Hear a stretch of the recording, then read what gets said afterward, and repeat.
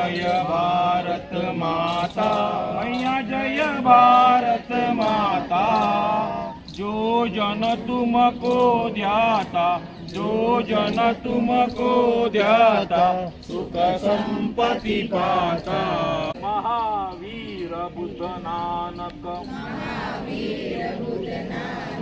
गुण गाते तेरे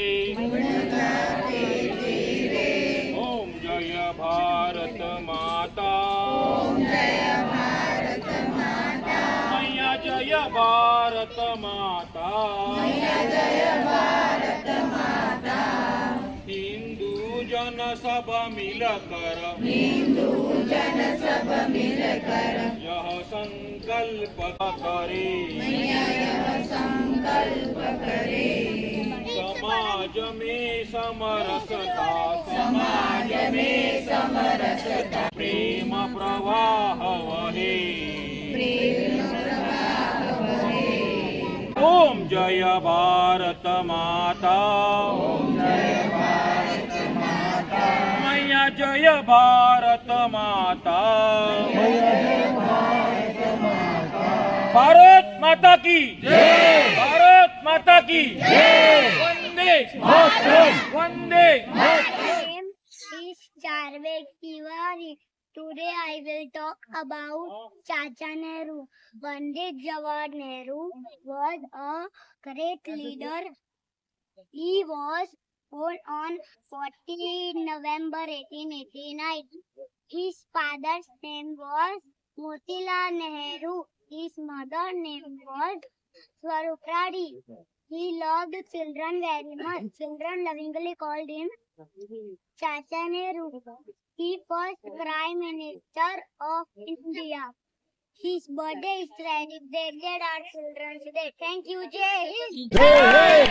होगे कामयाब, होगे कामयाब। ओ मन में है विश्वास, पूरा है विश्वास, हम होंगे कामयाब एक दिन। होगी शांति चारों ओर, होगी शांति चारों ओर एक दिन। ओ मन में है विश्वास, पूरा है विश्वास, हम होंगे कामयाब एक दिन।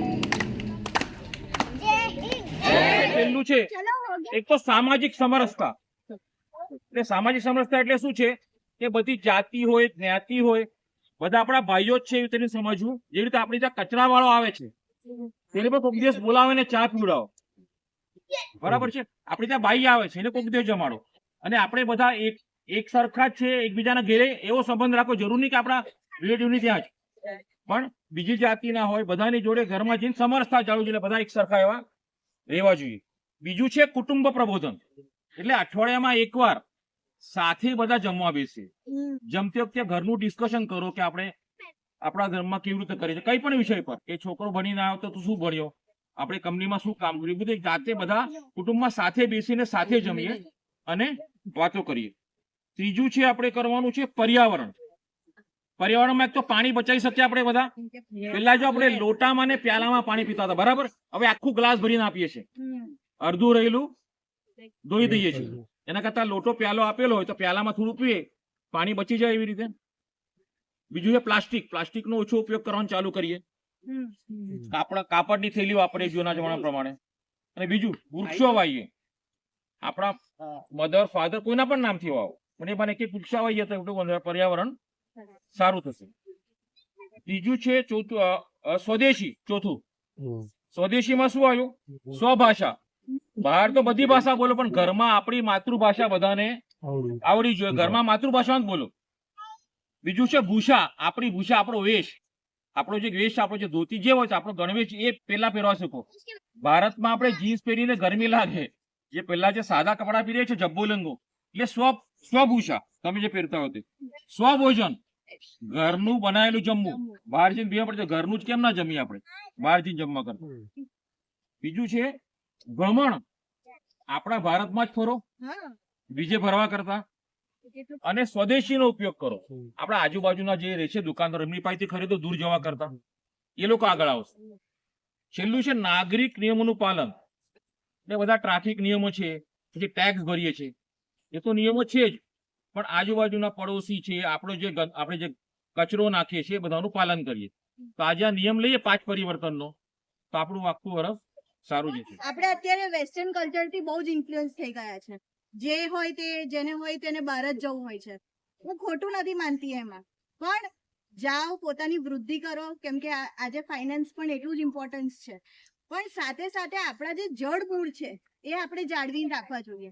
જેમ કે આજનું જે કલ્ચર છે આપણું, એમાં એવું છે કે દાદા દાદીનો ઘરમાં પ્રેઝન્સ નથી હોતું.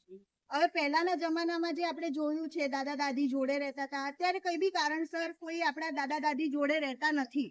એના લીધે આજના જે છોકરાઓ છે એમને બહુ આડઅસર પડે છે કંઈક ના કંઈક રીતે. ઘણા બધા અત્યારે તમે જોવો છો તો ઓટિઝમના કેસીસ બહુ જ આવેલા છે. એ કેમ નથી? કેમ કે આજના છોકરાઓને મિક્સ કલ્ચરમાં રહેતા કોઈએ શીખવાડ્યું નથી. પહેલા શું હતું કે આપણે હું જ્યારે નાની હતી તો મામાના ઘરે જઈએ, માસીના ઘરે જઈએ તો એક વાતાવરણમાં ચેન્જ આવતું. એના લીધે આપણું છોકરું મોલ્ડ થતા શીખે. અમુક જે વસ્તુ આપણે ઘરમાં આપણું ના સાંભળતું હોય, છોકરું આપણું ના સાંભળતું હોય, તો આપણે એને સાંભળને અમુક વાર આપણે છોકરાની જીદ સામે નમી જઈએ છીએ. પણ જ્યારે આપણા ઘરમાં કોઈ એલ્ડર્સ હોય તો આપણે એને મોલ્ડ થઈએ, કેમ કે આપણે બી પોતે એક રિસ્પેક્ટ આપતા હોઈએ છીએ.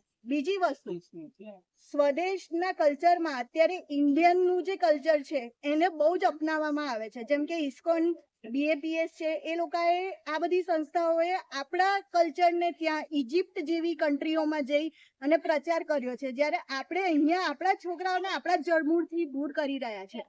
તો એક ઇન્સિસ્ટ કરવું જોઈએ કે તો સેટરડે સન્ડે એટલીસ્ટ આપણને જ્યારે ટાઈમ મળતો હોય તો આપણે આપણા છોકરાઓને, આપણા સંતાનોને આપણા ભગવાન વિશે, આપણા જે રાજા મહારાજાઓ છે, જેમ કે શિવાજી, છત્રપતિ શિવાજી હતા, ભગતસિંહ હતા, એવા બધા મહાન પુરુષોના વિશે આપણે એમને શીખવાડીએ અને બહારની ફોરેન કલ્ચર થી ઇન્ફ્લુઅન્સ ઓછા. तब तक आप गुलाम हैं. अगर आपने देखा कोई भी XYZ किसी को गलत तरीके से मार रहा है, कोई अधिकारी है, कोई भी गलत हमें क्या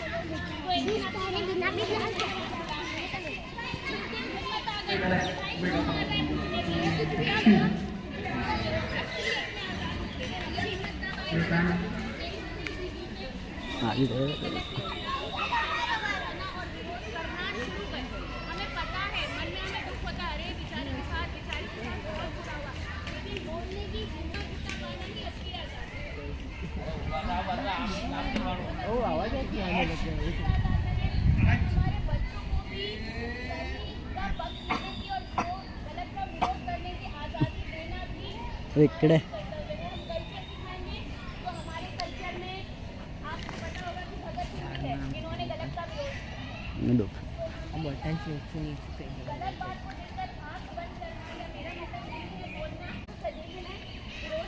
गलत बात का और सही का साथ भी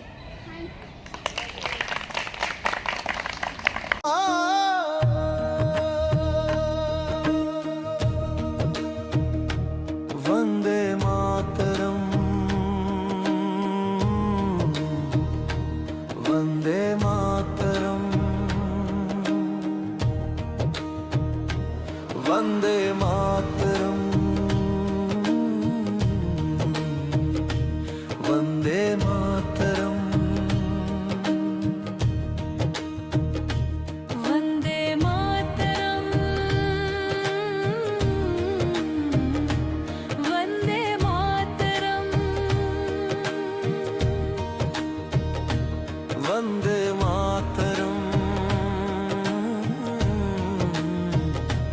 वंदे मातरम। आजादी के दिन हम गीत गाए, भारत माँ के चरणों में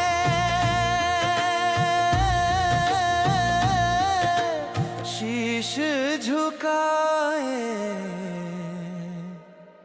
वंदे मातरम, वंदे मातरम, वंदे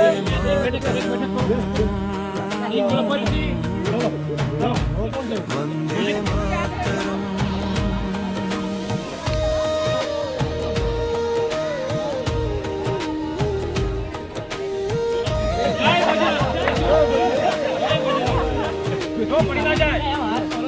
सुबह की पहली किरण जब तिरंगे पे आए, हर दिल में नई उमंग नई रोशनी जगाए।